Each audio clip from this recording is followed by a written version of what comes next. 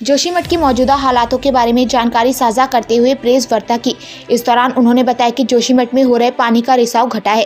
कल तक पानी का रिसाव 123 लीटर पर मिनट था, जो आज 100 लीटर पर मिनट तक घट गया।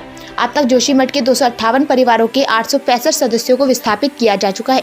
जोशीमठ का अध्ययन कर रही सभी तकनीकी संस्थाओं के डायरेक्टर के साथ वहां के हालातों को लेकर चर्चा भी की गई है। साथ ही सभी संस्थाएं गहनता से मामले की जांच कर पाएं और एक ठोस निष्कर्ष तक पहुंच सके, जिसके लिए संस्था की ओर से बनाई हुई रिपोर्ट को आपस में साझा करने के निर्देश भी दिए हैं।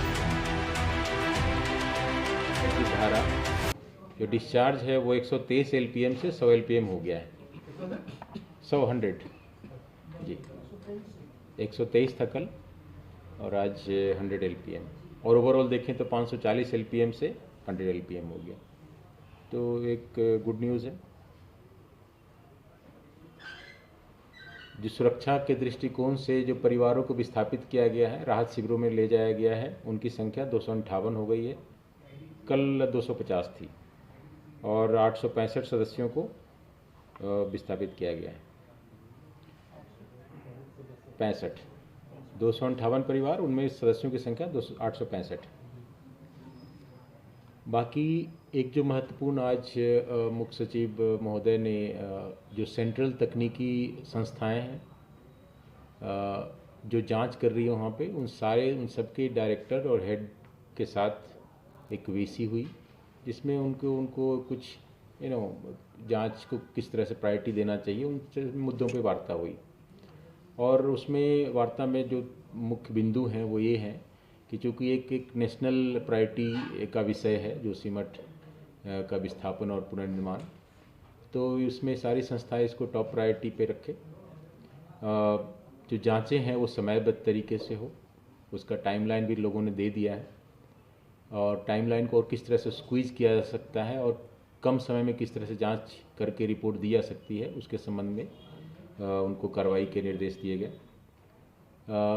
इसके अलावा कोई भी संस्था अगर रिपोर्ट दे, जैसा एनडीएमए ने ऑर्डर किया है कि सारी संस्थाओं के साथ विचार विमर्श करके ही कोई भी रिपोर्ट साझा की जाएगी राज्य सरकार या किसी भी संस्था के साथ। ये भी बात हुई कि जो भी कोई संस्था अगर कोई रिपोर्ट बनाती है, प्रारंभिक ही क्यों ना हो या मध्यवर्ती कोई रिपोर्ट है, बीच में कोई रिपोर्ट बनाते हैं, तो अन्य संस्थाओं के साथ भी साझा करें, ताकि उसमें उनकी जो अपनी रिपोर्ट है किसी दूसरी संस्था की, उसमें इनकोहेरेंस ना हो, विरोधाभासी ना हो। क्योंकि कई बार होता है किसी एक हाइड्रोलॉजिकल रिपोर्ट में और जियो टेक्निकल रिपोर्ट में या जियो फिजिकल रिपोर्ट में कई तरह की चीज़ें आती है, तो हो सकता है ये एक दूसरे से कॉन्ट्राडिक्टरी हो, तो उसको रिकॉन्साइल करना पड़ता है। तो रिकॉन्सिलिएशन के बाद ही कोई नतीजे पर पहुंचा जाए। तो इन सब बिंदुओं पे और सारी संस्थाओं ने भी अपने कार्यक्रम को बताया कि कौन कौन लोग टीम, किसकी कितनी टीम लगी हुई है और किस प्रकार की जांच कर रही है और किस किस तरह से वो रिपोर्ट देंगे। एक ये भी बात हुई कि अपने रिपोर्ट थोड़ी क्लैरिटी हो और सॉल्यूशन भी हमें साझा करें, सॉल्यूशन भी हमें बताएं। तो इन सब बिंदुओं में वार्ता हुई और सारे